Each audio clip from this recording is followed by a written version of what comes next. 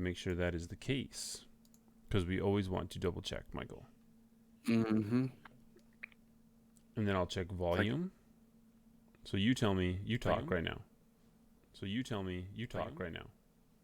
This is Michael talking right now. And I am talking with my voice. We've created the infinite loop of death. Infinite loop. How long of a show do you want this to be? I don't think it has to be a super long show. Do you want it to be a super long show or nah? Just a tight 15. Tight 15? Like if we could do tight 15, that was my name in high school, my nickname in high school, the tight 15. If your football number was 15, that would have been it would have been nice. But I know that it wasn't. And I know that fight breaking out on Thursday Night Football. I mean, how would I know that? I'm not multitasking. Who's breaking out in a fight in football? Cardinals Seahawks. Like over the balls they're having a fight? Like what's going on over there? Somebody got tackled pretty hard and they objected to that. Someone got tackled in football? Got tackled hard and now they're jawing back and forth. Someone got tackled hard in football? Yep, and now there's pushing and shoving because the one guy didn't like how the other guy tackled him, and now his player's holding him back, and now everybody's going at it. Dude, now it looks like player on player. Hold the mass phone, hysteria, man. dogs and cats living together. Tell him about the Twinkie. I can't believe someone in football would tackle someone hard. That's just uncalled for. Well, it kind of is. No reason for that. When you tackle to hurt people, that's uncalled for. When you're tackling to hurt people? How do you know if someone's tackling to hurt people? He grabbed his ankle and twisted it. He led with his 2 feet into the head. You lead with 2 feet? That's funny. He led flying tackle kick. Yeah.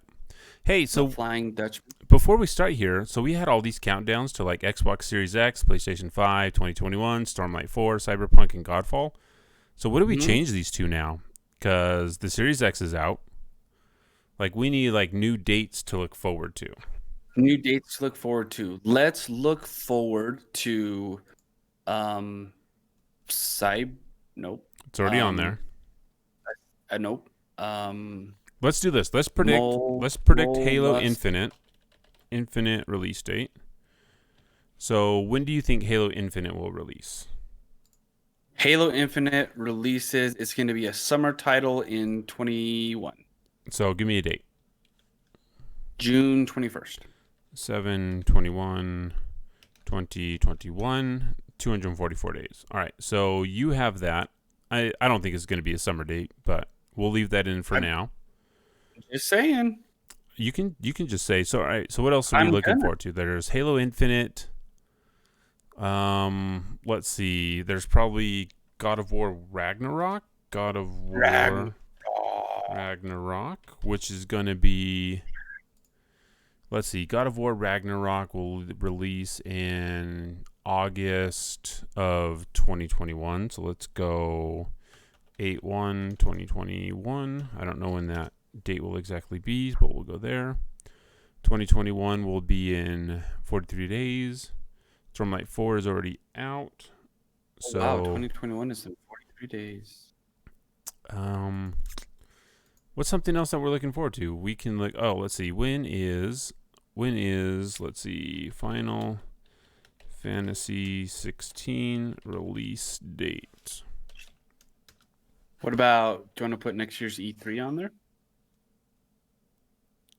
We could do that. Let's see. Maybe we'll make a trip out there.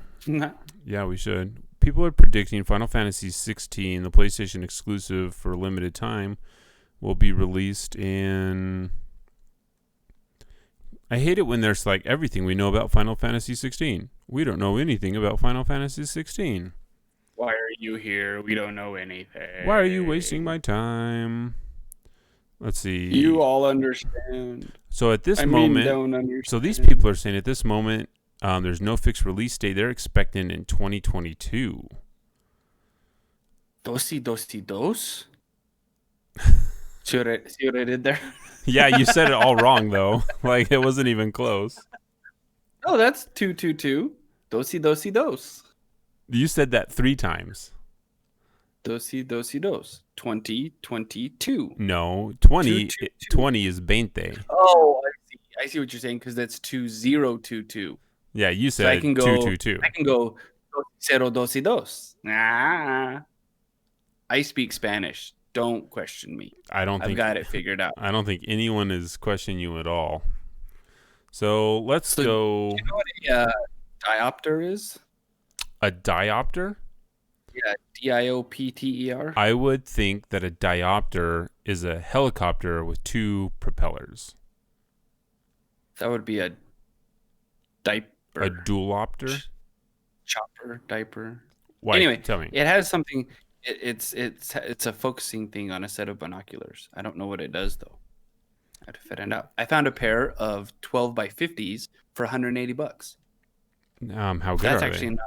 that's actually not terrible. No, it's not. It depends on what they look like, I guess.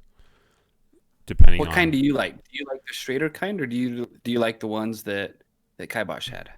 I would have to hold them in my hands to see which ones I actually like. Hey, Rusted, what's going on? Rusted is in the chat hanging out. Nice. How's it going, sir? Hopefully everything, Rusted, is going good with your translations of the stuff that you guys are working on. Pretty cool that you guys are working on a bunch of new stuff. Cool.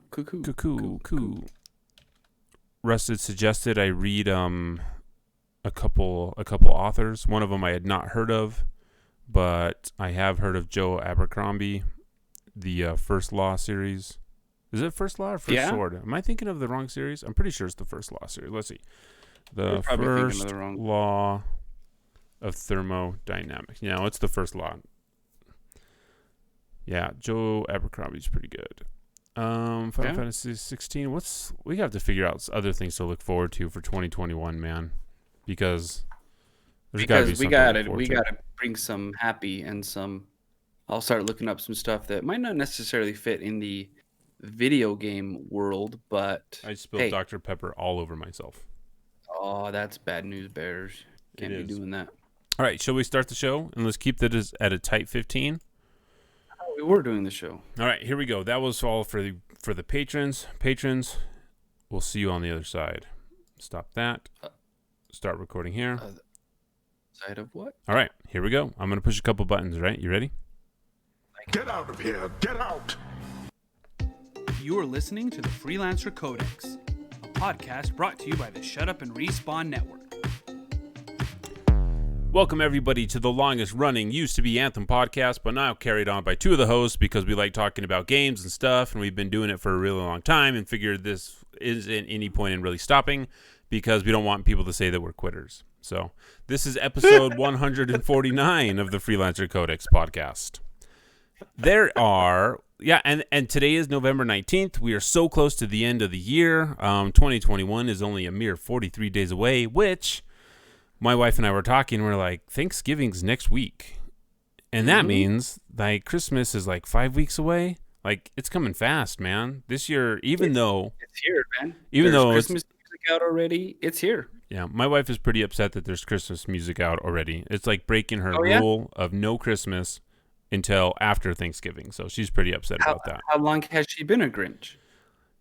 For many, many years, I will tell you this. So I went and pulled out all the Christmas stuff since I figured I'd have some time off next week. I better throw up the Christmas lights while the weather is warm and it's not so cold. Because it always ends up that you start like you have to put up Christmas lights when it's cold and it's windy.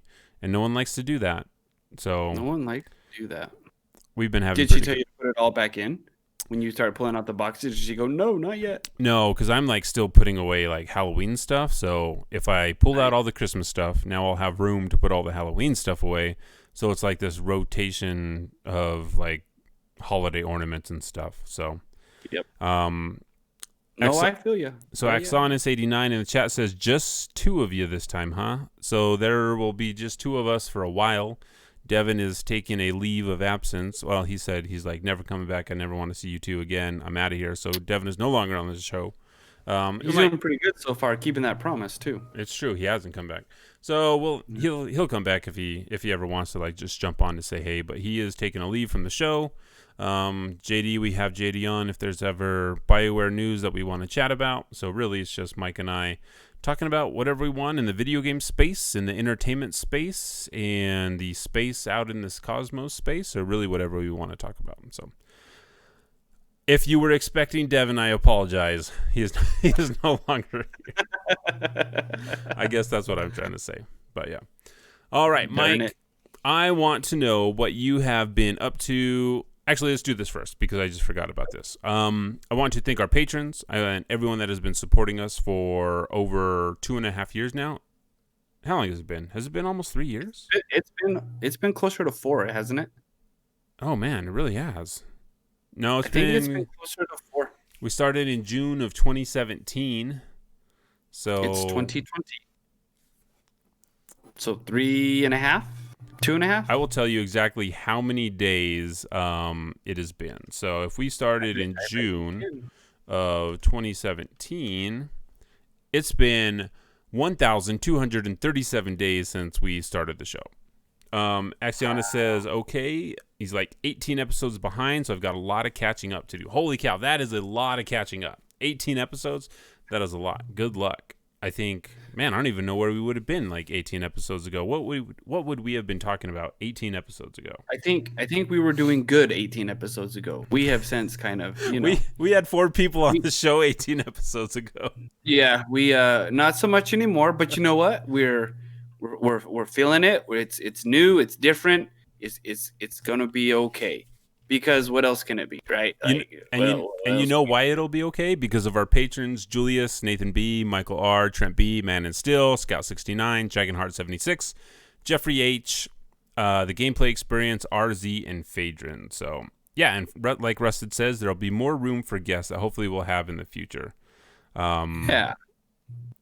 Okay. So Axiana says BLM just broke out an episode or so ago for me. So yeah, a little far back in the queue there. All right. So thank you to all of our patrons. If you would like to support us, you can do that at patreon.com/Freelancer Codex. You can kick $1 our way. There's a couple other tiers on there that you can support us at if you want to get some cool little treats like a monthly challenge coin that I still have to do last month. So I've been pretty late on some of the things that I need to get out there. So I've been lazy. It's been it's been a rough month. So, it has been a rough month. So we got some not weird stuff going on, but just there's been a little bit of not feeling so well in both of our families. Nothing like super crazy, but just general not feeling well. Our schools are deciding to go back virtual again, so now it's kind of put us in a different mode and which means I'm going to be home more because our schools are closing, and so not closing but going virtual. So it's going to be a new experience, kind of an experience that we had before, but now different because it's new. So it's interesting, and we're going to do our best to stick with it. And we appreciate everyone who comes and hangs out with us on Twitch and chats with us and interacts with us through the Discord. It's really cool. Like I'm still blown away by the connectivity that goes on with everybody, and the relationships that are formed talking about games and Steve's Godfall and Mike's Destinies and all the things that we're doing. So it's fun. It's cool. We enjoy it, and we'll be here as long as you're here, and as long as, it's true. One more of us drops, and then who knows, right? I know. Who knows what happens? Yeah. But I'm probably going to shut down my Godfall channel. So there's that. Oh, bad news, Steve. I guess we could talk about it. Actually, I'm going to bring you some breaking news. Everybody, breaking news here on the Freelancer Codex, long-time running Godfall channel that taught you everything about Godfall 101, unboxing videos, reviews, all that stuff. Yeah, it's going away. Yeah. We reached out to the host, and he told us that he just couldn't hang, and he just couldn't do it anymore. Wait, he's coming in. Steve, are you there? Are you there? We've got Steve on remote. Yeah. This is Steve from Godfall 101. Happy to be here. Thanks for having me here. So Steve, we just got breaking news that you're shutting down your channel. Why do you hate everybody? Because I'm a quitter, Mike. That's why. I will give my. So it's been 1 week since Godfall released, and this was something that I talked with Phaedron a little bit about on Discord. I think sometimes, like, the lead up to a game is more fun for me than the actual game releasing. which is really weird. That is. Like, yeah, just the idea of like, covering something, like diving in, looking for like all the little details, like trying to suss those out, the possibilities of the game, what is it going to be like here, gameplay wise, all this stuff. I really enjoy that. I don't know if it's like this small little part of me that wants to be like an investigator or something, where you try to like suss all these things out and figure out what things are going to be before they release. I think that's a lot of the Disneyland, draw to me. I always want to see behind the scenes how things work, guessing what's going to happen before it does happen. And I think that's why I'm drawn to like new games that look interesting and like diving into them. And Godfall, like I really did that for like the whole year that we knew about it. So I did the channel, like played a bunch of it as much as I could while my family was sick. And then I just kind of like played it, and I was like waiting for that feeling of like, oh, you're having fun. Like, this is really cool. This is something that I want to continue to do. And I like really wanted to give the game enough time to where I felt like, okay, I've given this enough time. If I'm not having like ton of fun, then like, why do I want to force myself to spend the time creating content around it? And I haven't put out a video since my first review talking about the story and talking about the single player. And I just, like, I don't, like, it's a fun game if you just, like, pick it up. Like, in the mornings, I pick it up and I grind a couple things while I listen to a podcast before I go to work. And I'm like, I don't know if there's that much content to make on. I'm sure that there are a lot of people that, know, like, hey, I can do a video here, I can do a video here. But I'm just like, I don't want to do that. Like, I really wanted to. I wanted this game to be something that I could make a bunch of content for, put some stuff out and have some fun with it. But once you get to like that end game loop, it's just more. And this is something that I think has just been happening more and more with looters, and it's been happening quicker and quicker with their player bases, that we are just not, putting up with the lack of content and the lack of depth in a lot of these games. And it's something that, like, we went from Destiny to Division, and we played those games, like, it seems like in decreasing increments as they came out, right? Played a ton of Destiny. We played a lot of Division. We played less. What would have been the next one after the Division? Let's see. I didn't play. That was really it. We went back to Destiny. There would have been when Division came out. Yeah, there really wasn't. There really wasn't anything right there. There would have been like Borderlands would be something similar, then Avengers, then Godfall. Anthem would have been something that we put a lot of time into because we were excited about. But it just seems like, with the games that recently came out that are looters, like the Avengers and Godfall, it's just like decreasing amounts of time. Like, I don't think anyone else, like between you and the other people that we play a lot of games with, like no one else that I know, that I play games with even picked up Godfall. So well, see, and I think there's also a parallel to that, because that's not exactly indicative of what's been going on. It hasn't been the quality of the games, but I also think because during that time our kids have been growing up, and that's taken more time.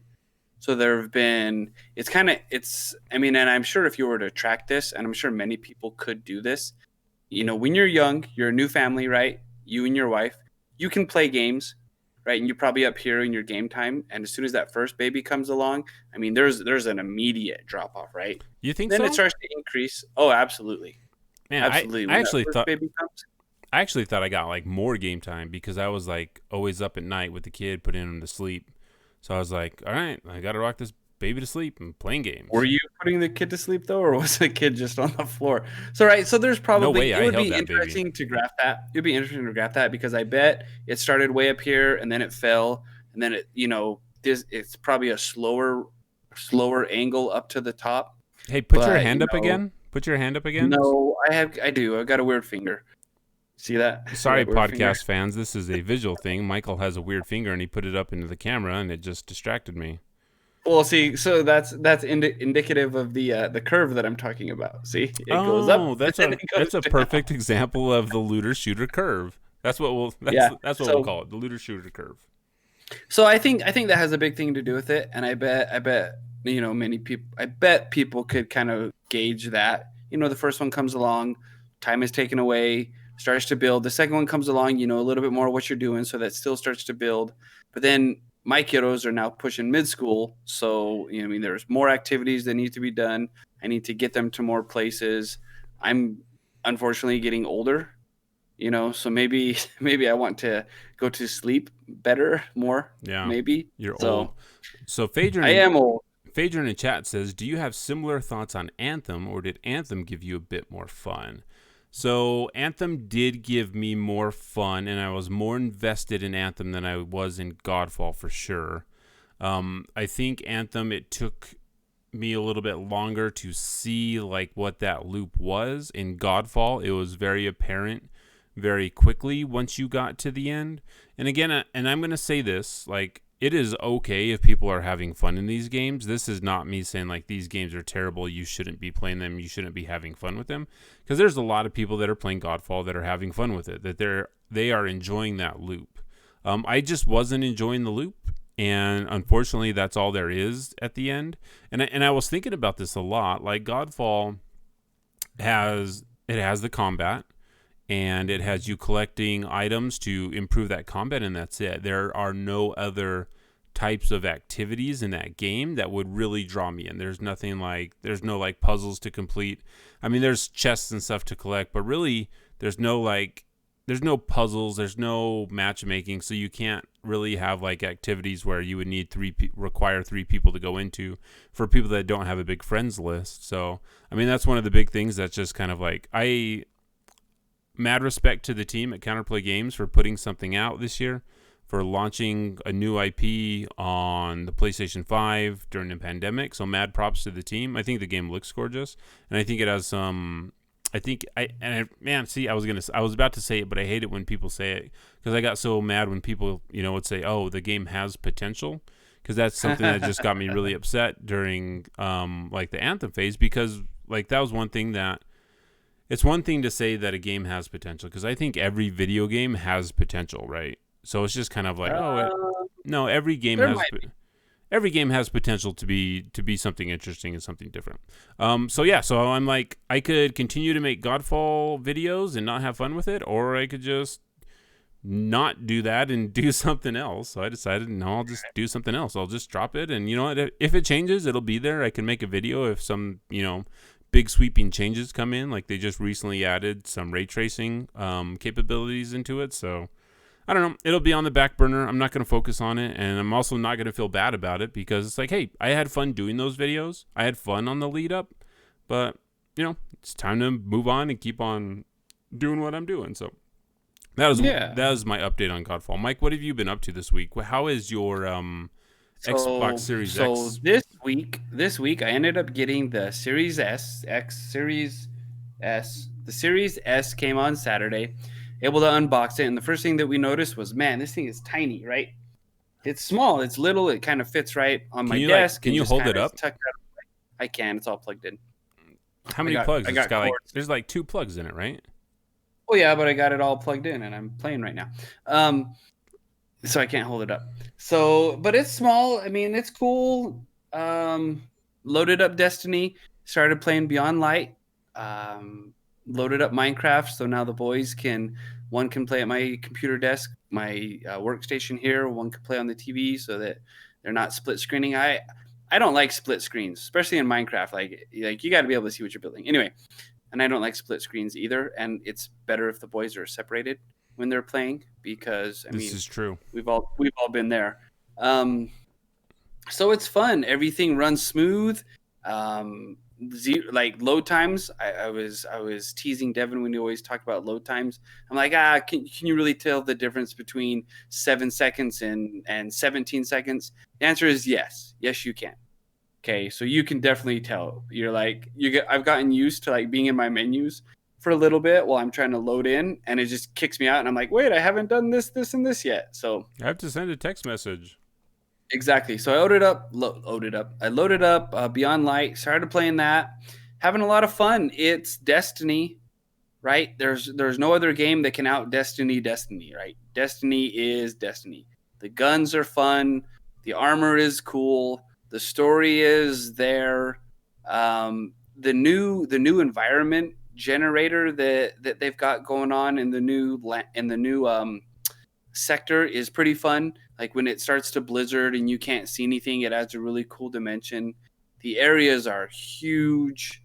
So I'm having a lot of fun with the Beyond Light campaign. I think on last I checked, I believe I'm on like step 24 of 34, I think. So I'm cruising through. I've taken out a couple of the lieutenants. I've got probably a few more scavenger missions and go collect this missions before I take out the final. I forget her name. Before I do that, and so it's fun. I enjoy it. Destiny's fun. You should jump in, Steve. You should jump back on that train and take that plunge. The old Destiny train. You're better off. Better off. I am actually.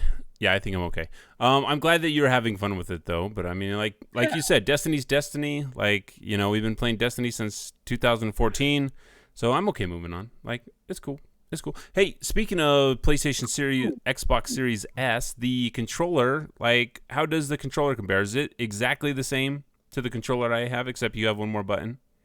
So it feels smaller. Hold it up. Like, I know it. I am. You can't see it. Hello. Into the camera. Controller. Okay, so it feels smaller, but it's not. It's textured on the back, which is nice. It's not super smooth.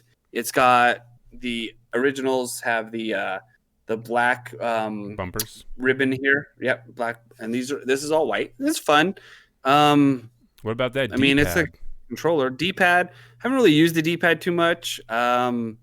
It looks. I mean, it's a different design. It's more of a rounder D-pad than the actual Plus that you get. So it has the corner buttons and the different quadrants. It's not bad. It's fun. It's fun to use. It's responsive. It does what it needs to do. I guess, and that's really all you can ask for, right? If it does what it needs to do, then there you go. That is true. Phaedron with that Prime sub. Phaedron, you don't have to be sorry. Someday I will learn how to turn off my notifications so that those won't actually startle me during the podcast and won't get recorded. But until that day happens, you do not have to be sorry. So don't even worry about it. That's right. So cool, Mike. Also, anything else you wanted to talk about this week? Things that you've been doing before we jump into the news? I guess not really things that I've been doing, but I did end up having some iPhone angst earlier this week. My oldest got his first phone and was being pretty responsible on it, and we went over to a family gathering to have cake and ice cream for a birthday party. And he didn't like sit on it, but you know how sometimes you're sitting on a couch or whatever, you just kind of stick your phone between the couch and your thigh, right? And he put it there, and when he picked it back up again to resume his game, it wouldn't work. Like, it had completely bricked. And I'm like, what the heck is going on here? So we got on the Googles. We looked for all the things to do. Push this button, push that button, hold this button, do the reset. And we just could not get this phone to be responsive, right? So I ended up taking it to the Verizon store that we have here that I got it from. And man, like pulling teeth, getting them to repair it or what? Well, first of all, I don't know. First of all, man. What happened? I don't know if I can share this on air. It's just retail is rough. You and I have both worked retail, and it's just rough because so many companies, so many employees who, although probably want to help you out, a lot of it is, I can't help you. Like, we can't because of policy and stuff. Is that what you mean? Yeah. We have a 14-day return policy, and you got this 15 days ago, so you're just gonna have to pay out-of-pocket expenses. And I'm like, wait a second, you know what I mean? Just come on, help people out, right? Anyway, so we sit down. You end up having to call and wait on the phone with people, and then we have to log in to turn off the find my phone option, because apparently that has to be turned off before they can do anything on the phone, which I don't know makes sense to me. And then they ask you, so you need to log in. Do you remember your password? Let's answer your security questions. What street did you grow up on? And I'm like, well, I know the name of the street, but how did I punctuate it? Did I capitalize this stuff or did I not? So it takes 30 minutes to log into your own account. I'm not even breaking into anything. So anyway, long story short, warranty claim, they're sending me a new one. Hopefully we can not duplicate what we did last time and get his phone working, because he needs it for when he's home with both his mom and dad while schools are closed during quarantine. But during he's got quarantine. to have so it. whatever. Or just and on top of that, 2 days ago, I woke up with a golf ball sized knot in my back that has not gone away. I've used a TENS machine. I've laid on a good size rubber ball to try to pull that thing out, but man, nothing. So I'm in a little bit of pain, a little bit of angst. Getting ready for the holidays, decorating for Christmas because my wife needs Christmas, and living life, living the dream. All right, so with also playing Godfall, I've been finishing up Half-Life Alyx. Want to finish that before the end of the year. That game's been pretty amazing so far. That game, Mike, you would dig because it's all in VR. Except I probably shouldn't have watched all the Alien movies like back to back and then started playing Half-Life Alyx, because now I'm like walking through dark corridors with a flashlight and every little sound seems like it could be an alien, and they've got like head crabs that look like face huggers that jump out at you. So because you brought up VR, and because Christmas is coming up, what is a good VR starter headset? Oh man, see, Scout's probably. Or is this one of those questions that's like charged and like? I don't think it's charged, but there are definitely a lot of options that you have. So Phaedron in chat says the Oculus Quest 2, that one's wireless. The only if you have a problem with having a Facebook account, you probably don't want it.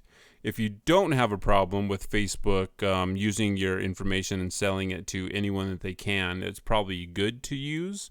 Don't they have it all anyway? They do. They totally do. Don't they all just share it all? I mean, you're born and you're like, well, they definitely don't. Your blood, here's this, here's your that. Yeah, they definitely don't share it. They definitely sell it. But Oculus Quest 2 would be cool to have. I have it retails for $299. Yeah, which actually isn't bad. I have a Samsung Odyssey Plus, which I got on sale for like $150 last year during Black Friday. So that was a pretty sweet deal. Maybe it was more than that. Maybe I got it for like $220. But that one's been pretty cool.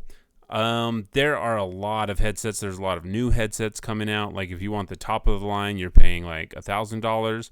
But the Quest 2, if you want to just play some Beat Saber and you want to show people like, hey, this is what VR is without being tethered to the cords and stuff, I think the Quest 2 you also have the option of plugging that stuff in. I might be wrong on that. I think they might have taken that feature away. You'll have to ask Scout in the Discord because he is all about the VR and knows all about that stuff. Omnidirectional treadmills, setups, all that cool stuff. But I would say whatever you're looking at, just send it to me and then we'll like look up specs and talk it over and look at reviews and stuff. But the Quest 2 would be pretty cool. It does look pretty cool. I'm looking at an exploded version of it right now, and man, you almost kind of want to take that apart just to see if you can. Just kidding, I wouldn't take it apart. That just is crazy talk. At least for the portability, that one is pretty interesting. So I've been playing Half-Life Alyx. So there's a shotgun in that game, Mike. So you have to break it. And to load it, so you break it, and then you load it, and then you can either push a button to flip it up, or you can just flick your wrist, and it locks back in place.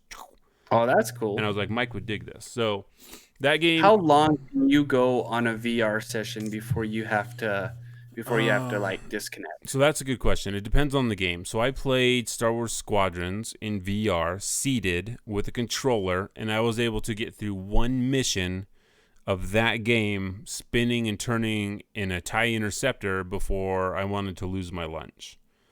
So like 15 minutes. Then I played Half-Life Alyx, which has the movement option to where you just like point your stick and then you'll teleport there. I was able to do like an hour, 45-minute session.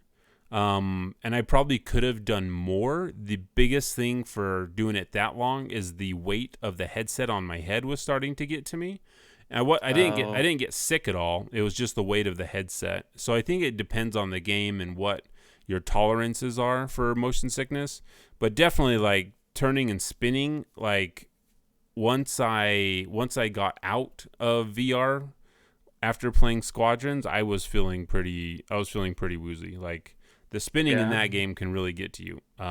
Which I guess is a good thing because it feels real. It's tricking your brain, right? So it feels like it's real. But so yeah.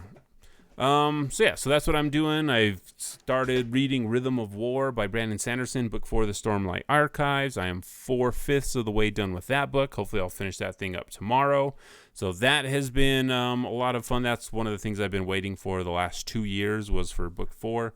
Probably be waiting for another 2 years for book 5, and book 5 will finish the first part of his 10-part series in the Stormlight Archives. So that'll be really exciting. And then let's see, I signed up for Amazon Luna. It's Amazon streaming service. That's pretty fun just to be able to click on a link and all of a sudden you're playing a game. I haven't done a lot of it recently just because I need to have more time to test it. So I'll do more of that on my phone. I really wish I could find a good Bluetooth controller that I can just like throw in my back pocket and take with me instead of having to lug around a Xbox controller that I have to connect to Bluetooth and carry a clip around. Because it's like because all of the games on Amazon Luna, like none of them really support controls on your phone that I have found. Any of them that I've tried to play, so they all require a controller. And I could buy the controller. I could buy the controller for like $40 now, but it's like, well, why would I want to buy an Amazon controller? I just have a Xbox controller that I can use here. So I'm trying to figure out a good portable Bluetooth controller that works with iPhone. There are some cool ones that work with Android devices, but that don't work for the iPhone. Fajan says his brother talked to him about the Cosmere for hours. It's like, yep, it's easy to talk about the Cosmere for hours. So, all right, so that's what I've been doing. Super Mario Brothers Game & Watch is really cool. I suggest everyone to go out and get one if they can. They're a lot of fun, especially when they finally hack those things. Ooh, I've got angst on that too. Oh, what happened? Did you find one? So much angst. Well, I went to go pick one up right after you did. And I'm like, hey, Steve, where did you find these? Oh, go here, go there. All right. And I go there, and the shelves were completely empty. And then you said something to me that will probably stick with me for the rest of my life because it bugs me so much. Yeah. You said, well, there's a dude that in our area who buys all these up and then sells them on the Facebook. And of course he does. And of course he doesn't sell them for what he bought them for. Oh no. Right. Because I got on Amazon today and I looked to see how much they were, and they're going for $110, which is 105% of what they cost, right? And I'm like, number one, you're a jerk. I didn't say jerk in my head. I said something else. Number two, why you got to do this? Like why you got to be that guy that does that, right? So people, don't be that guy who buys stuff up and then sells it at higher prices on the internets, because that's just lame. And you're lame if you do that. Yeah, and it's even weirder that, well, I mean, there's a lot of ways that people can just keep buying them. But if you like go into Best Buy and you're like, hey, I want all of these, and really I should have called you guys then. Well, I let you guys know that I had bought it the day, like right when I bought it. I was like, hey, I was just here. I bought this. Check this out. So you guys should have gone like right after. But like, hey, Best Buy, like if this person comes in, the same person, and buys 10 of these, like, come on. Right. But then also, because the other part of me is like, no, don't do that, because I mean, people can still make their choices, right? But just don't be that guy, because that's lame.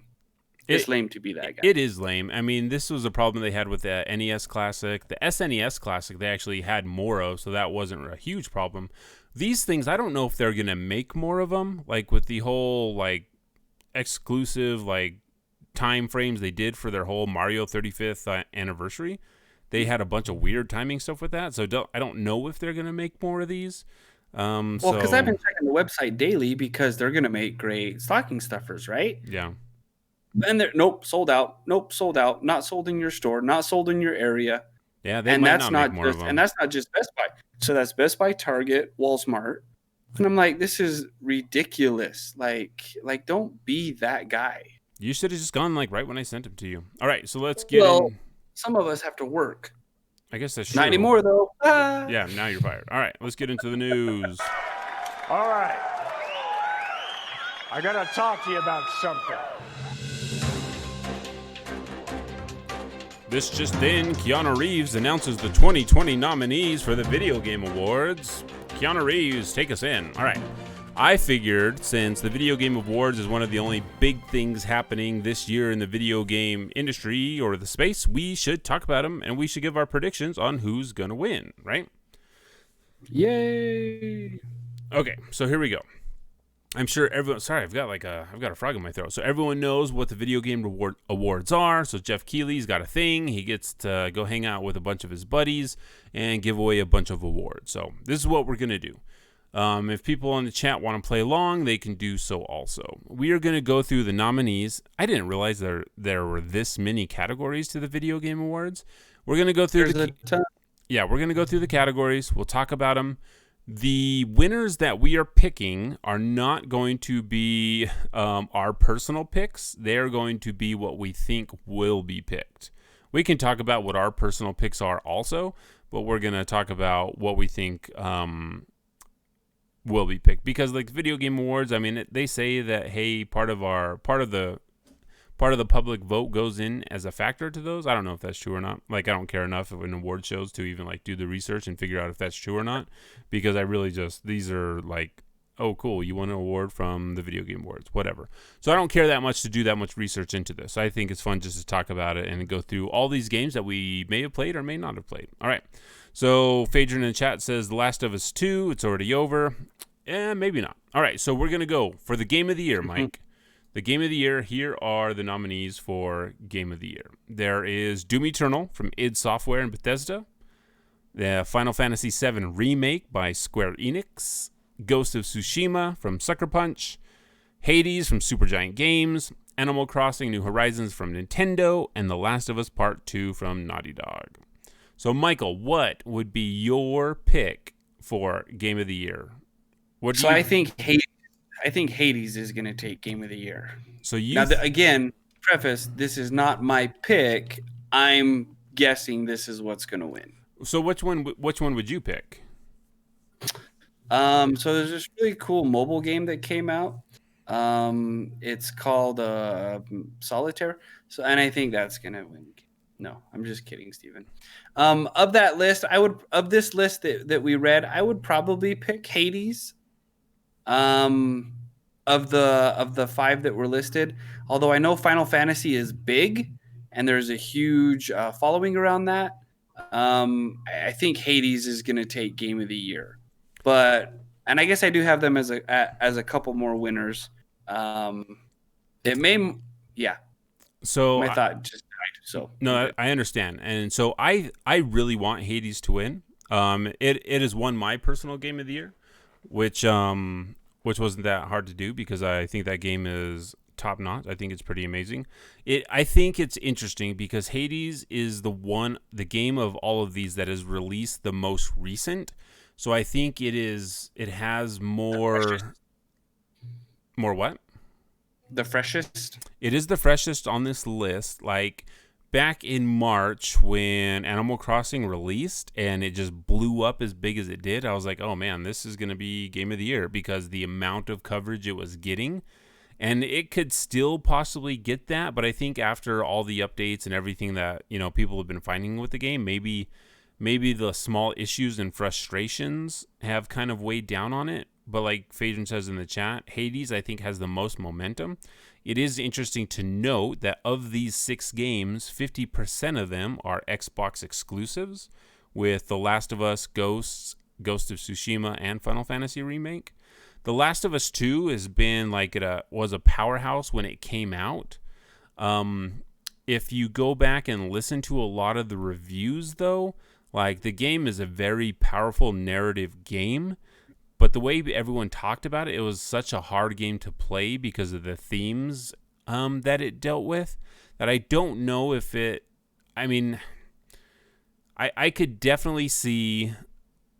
So of all 6 of these games, I can definitely see 5 of them being Game of the Year and a lot of people like not complaining too much about them. I don't think Doom Eternal will be Game of the Year.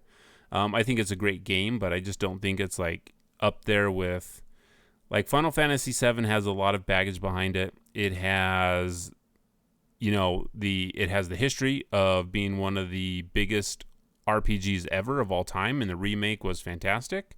So it has kind of that. For a game to be like a remake like Final Fantasy VII, I'm okay with it being on this list because it's so widely different from the original. It's not just like hey, we up the graphics and here you go. It's a very new game. Let's see. Ghosts of Tsushima. I think that's an amazing game that could... Yeah, I just think a lot of these could like definitely be. I want it to be Hades. I think it... I don't know, man. Like it's hard to bet against The Last of Us just because it is like Naughty Dog and it's like Sony, and I'm gonna change my guess. I'm gonna change my guess that the people voting for this will pick The Last of Us Part 2, but Hades will be my personal pick. All right, because I could talk about this a lot more, but yeah, we know. Yeah, it took a long time. You got to speed this up. There's like 38 categories. There's 38 categories, Mike, but 5 of them are the same nominees over and over again. They're all the same nominees over and over. I got to the point when I was looking at them going, am I pushing the right button? Am I like scrolling enough? Do I have this going? All right. Next one. All right. Best game direction. Final Fantasy VII Remake, Ghosts of Tsushima, Hades, Half-Life Alyx, and The Last of Us Part 2. And you picked, Mike, for best game direction. Last of Us. You picked Last of Us Part 2. I am going to pick, for best game direction, Half-Life Alyx. All right. So you would. I would, and I did. All right. You would and you did. Best narrative. Here we go. Same 5, but just changing one up. We have 13 Sentinels, Aegis Rim. We have Final Fantasy VII Remake, Ghosts of Tsushima, Hades, and The Last of Us Part 2. So for best narrative, Mike, what do you pick? Last of Us. You're going Last of Us. I am going to go best narrative. I bet that the people so everyone has to remember. So when these went out to be voted on, this was the week where new consoles dropped. So I'm guessing that a lot of the people voting for these, like the Video Game Awards, was kind of like wasn't something that they were really focused on. So I don't know how much thought was put into how these were voted upon, other than like, oh yeah, this is the thing, and now we got to get coverage out for the new console. So let's move on to that. I'm going to put on here Final Fantasy Remake for best narrative, because I think they're going to want to spread the love around. I don't know. Maybe I don't think that's how it works. Best art direction: Final Fantasy VII, Ghost, Hades, Ori and the Will of the Wisps, or The Last of Us Part 2. First time Xbox exclusive has made its way into this discussion.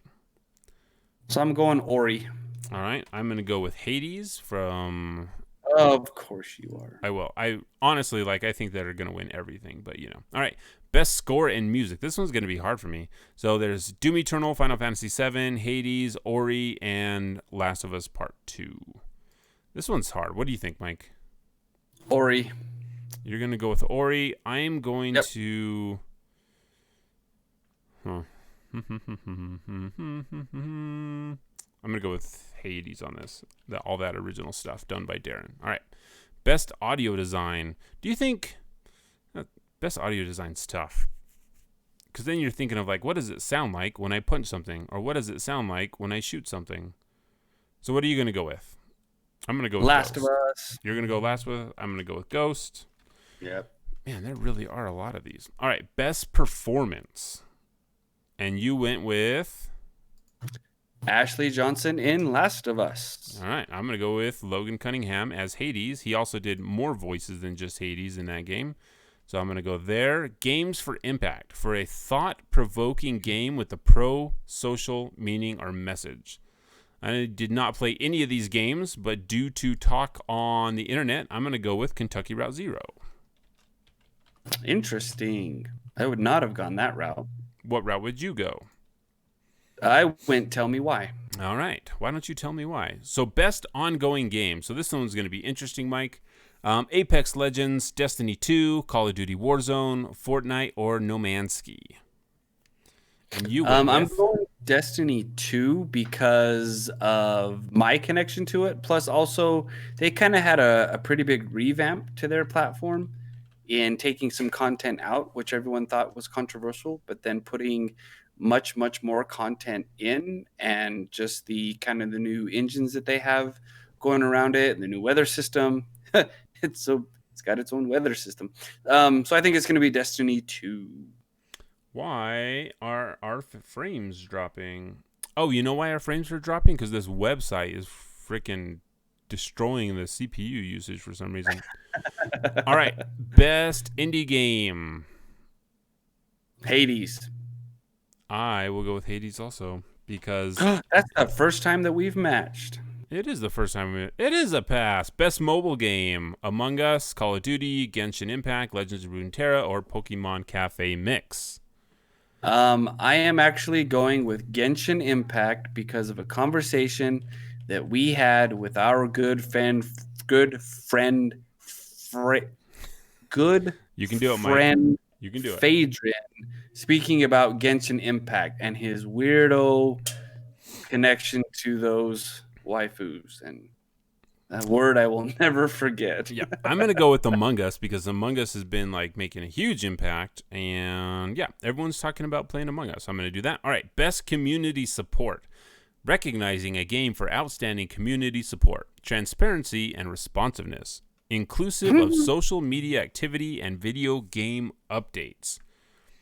This is an interesting category. So who's like the best at social? Who's the best account at posting memes on Twitter? I think is what this is actually asking.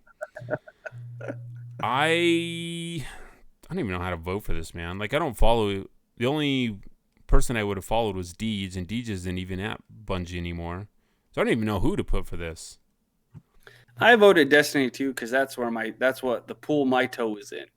All right, I'm going to vote for Fall Guys because everyone's like, oh, Fall Guys Twitter account is so funny, but now it's like kind of outstayed its welcome. So now it's like, you did too much. All right, best VR AR game. I'm going to go ahead and put Half-Life Alyx on this. I don't think there's much competition when you compare it to Half-Life Alyx. I did as well. All right, we met up on that one. All right, innovation in accessibility, recognizing software and or hardware that is pushing the medium forward by adding features, technology, and content to help games be played and enjoyed by an even wider audience. Who are the nominees? All right, so we have Assassin's Creed Valhalla, Grounded by Obsidian Entertainment, Hyperdot by Tribe Games, The Last of Us Part 2, and Watch Dogs Legion. I chose Valhalla. So they're really going after that Viking demographic.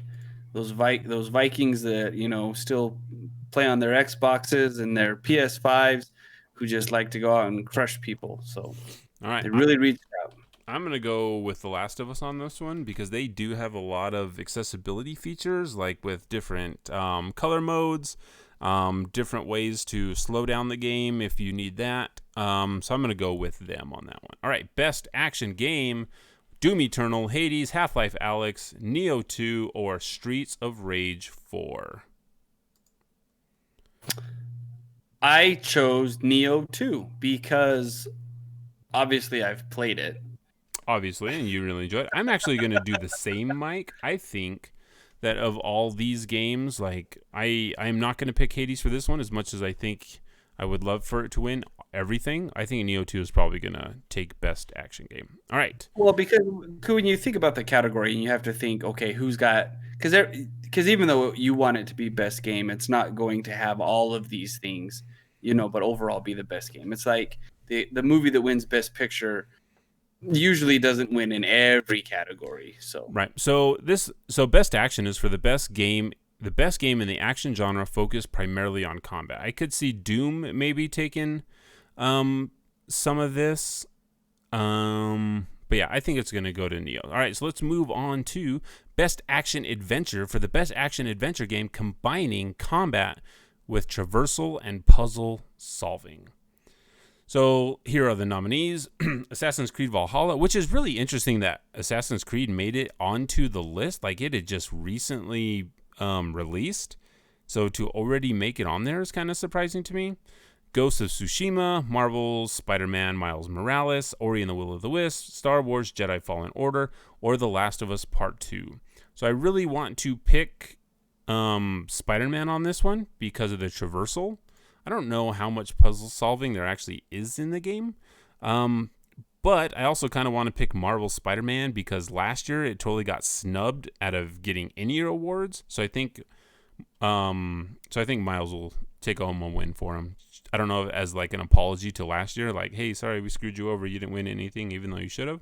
So I'm going to give this one to Spider-Man. This one is going to go to Valhalla. All right. Best role-playing game. For the best...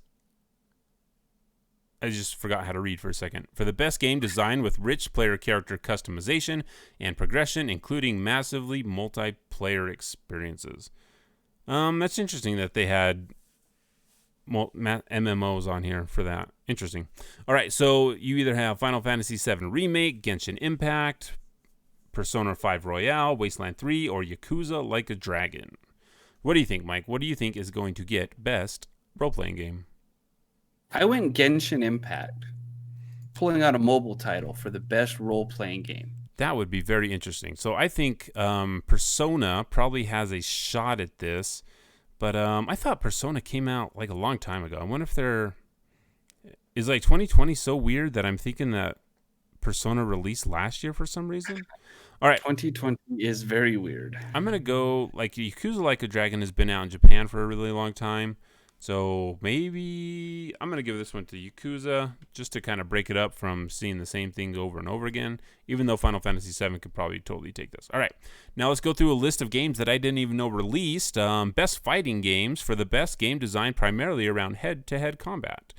Grand Blue Fantasy Versus, that's a very anime name. Mortal Kombat 11 Ultimate, which I thought released like years ago. Street Fighter V Champion Edition, which I thought released 20 years ago. One Punch Man, a hero nobody knows, which is also a game that nobody knows. Under Night In Birth EXC : late parentheses CL-R close parentheses. Oh, those are brackets. Sorry. What did you put for this one, Mike?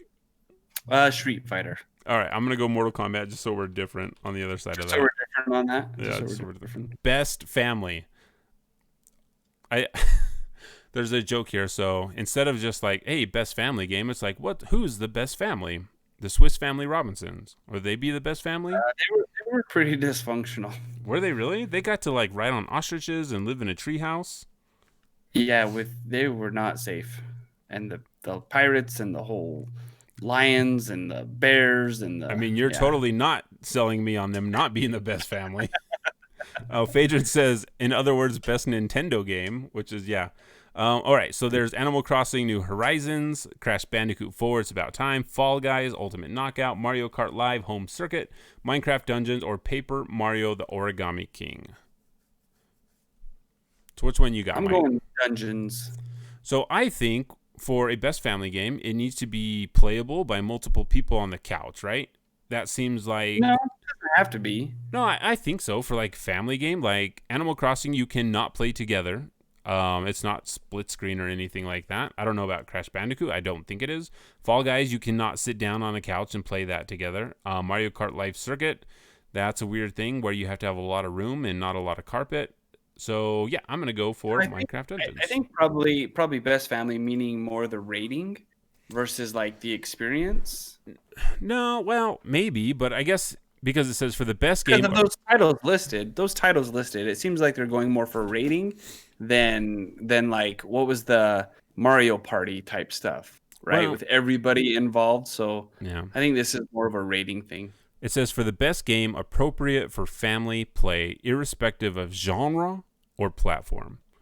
See what I mean? So it's rating. It's the best family rating game. Well, I know that's what it's saying, but I'm saying that for it to be a good family game, I think it needs to have like a couch co-op aspect to it for it to be the best.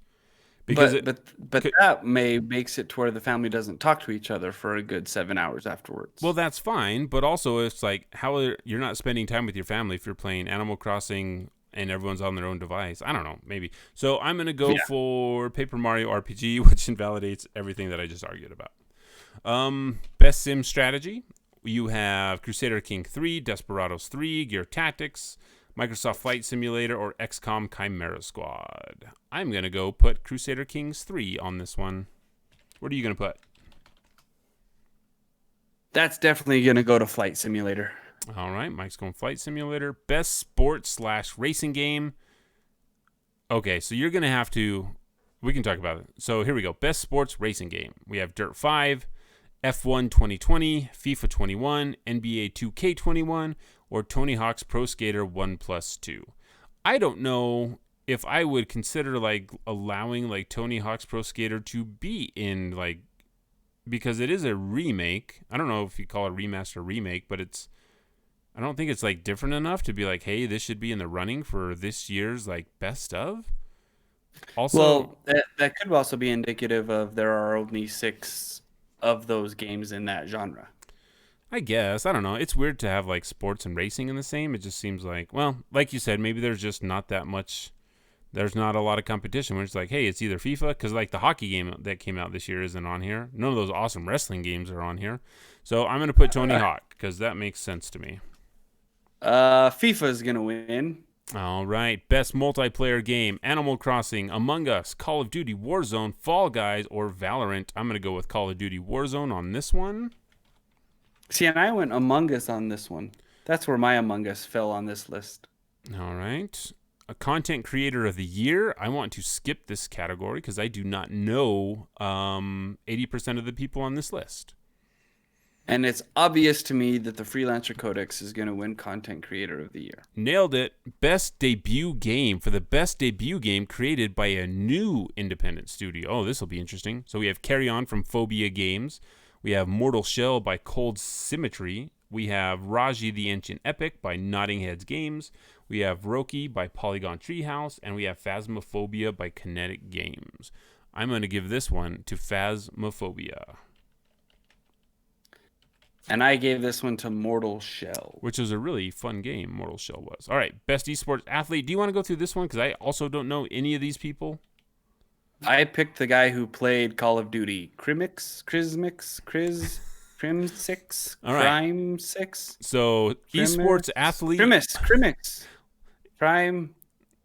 Primiski. Maybe it's Crimsy 9. Maybe that's a Roman numeral.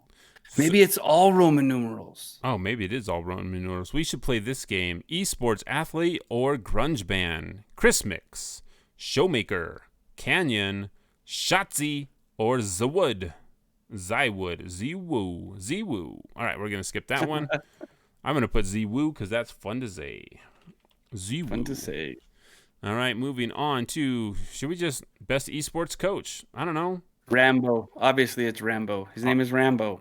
That's enough said. I'm going to give it to Zephyr. Because Zephyr.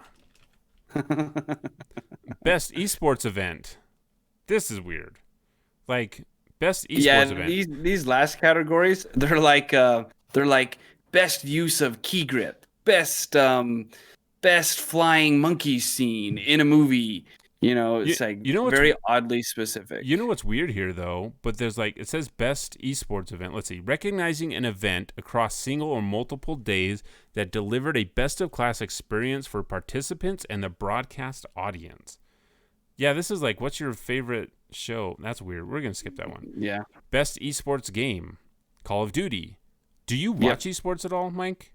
Because I do, actually. I actually am a founder of an esports team at my school. Impressive. Counter-Strike, Fortnite. All right, you're going to go with... I'm not. I totally lied. Okay. You're going to go with Call of Duty. Let's see. Best esports host. All right. Best esports team. Oh, yeah, you're right. Those last ones are just kind of like esports related. Yeah. So we're just going to go ahead and skip all those. I'm going to close this browser so maybe my computer will stop dropping frames because of how heavy that website was. Cool. All right, so we will compare those.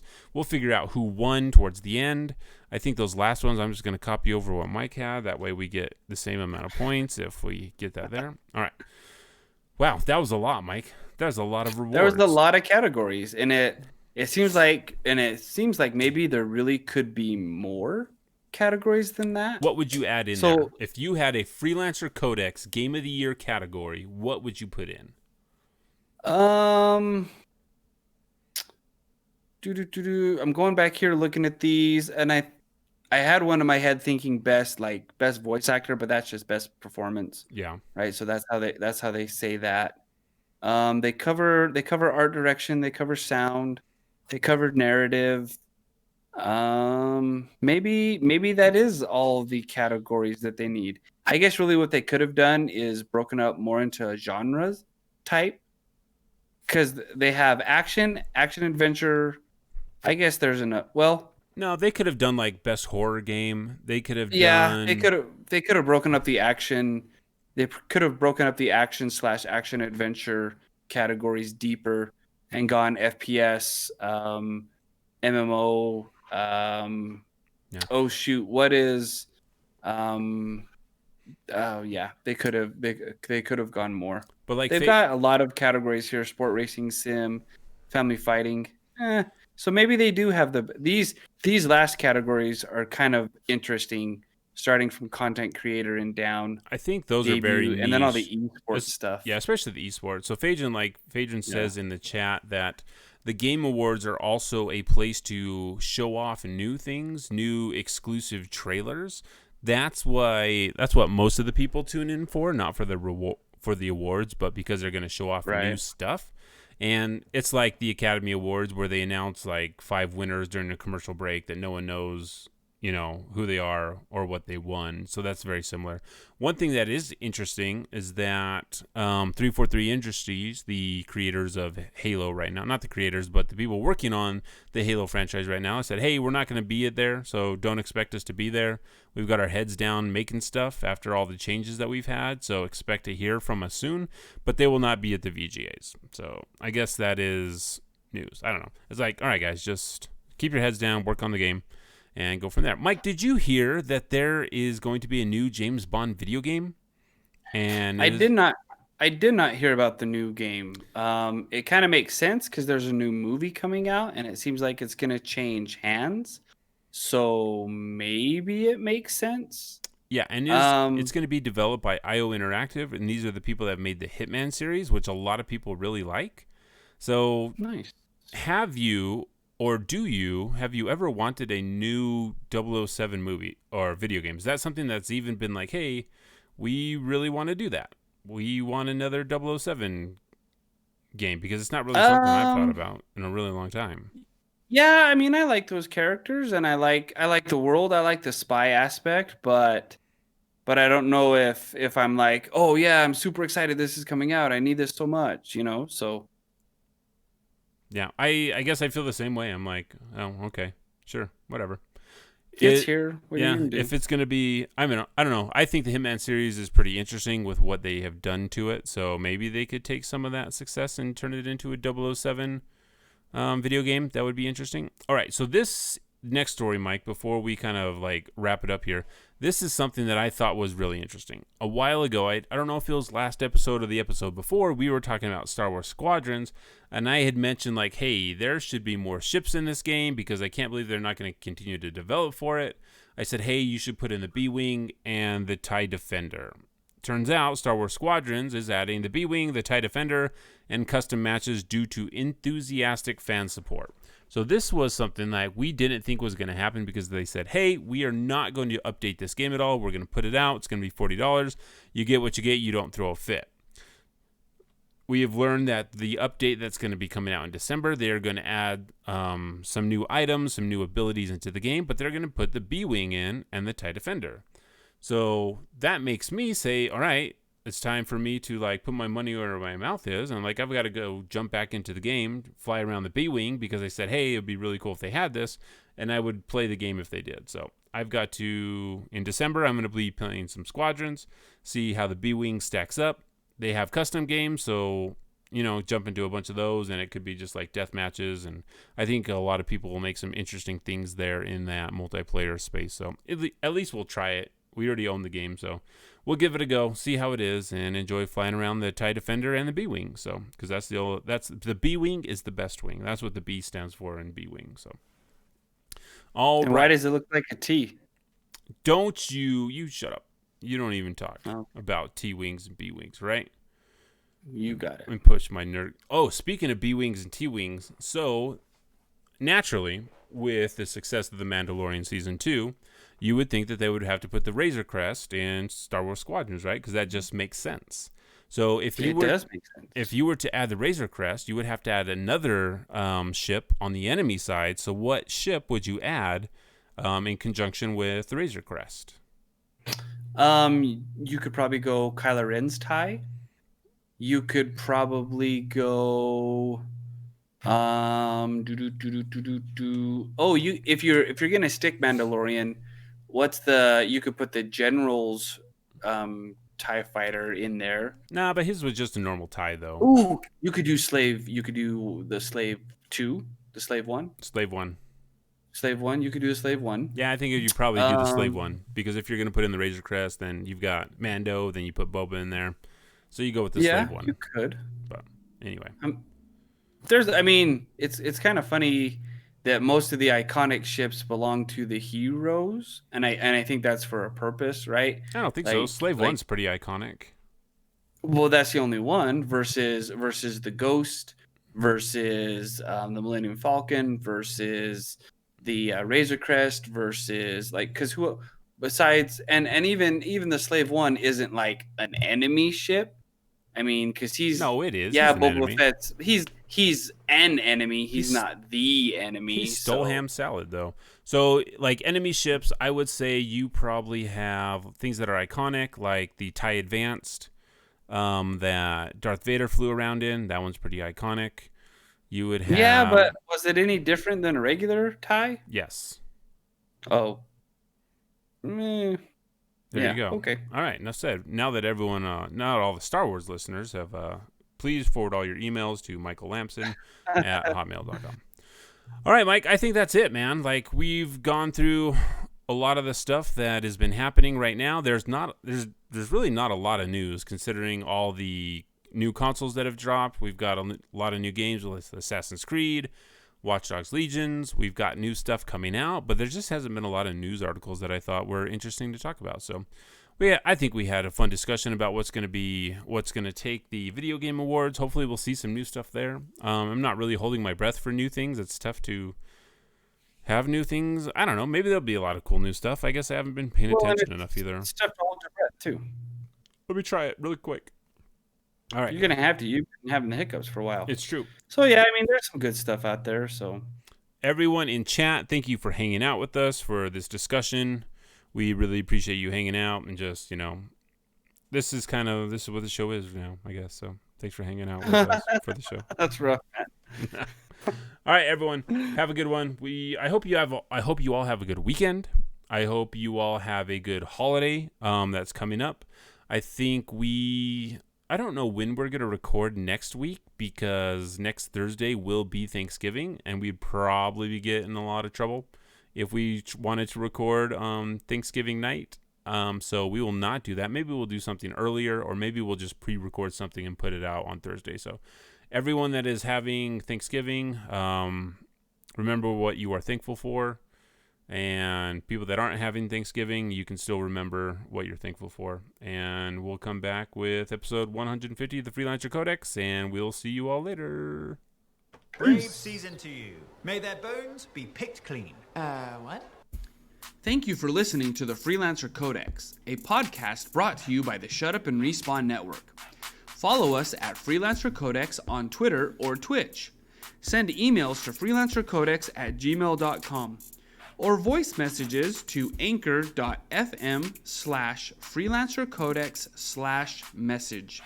We wish to thank all of our Patreons. We are grateful for you all. It's true. We're grateful for all of them. All right. Recording is stopped. We are still live on Twitch. Phaedron, thanks for hanging out. Rusted, thanks for hanging out. We appreciate you all. We really do. It's a lot of fun. Hopefully you guys have a good weekend. Hopefully you get to play some games. You get to read. You get to watch some cool TV shows. Stay safe. If you're experiencing lockdowns, be safe. My wife and I started watching the Netflix show The Queen's Gambit. Oh, did you? Yeah. I was told I should watch that. How is it? It's pretty interesting so far. Yep. Happy Thanksgiving, Phaedron. Feliz Dia de Gracias. And we'll catch you all later.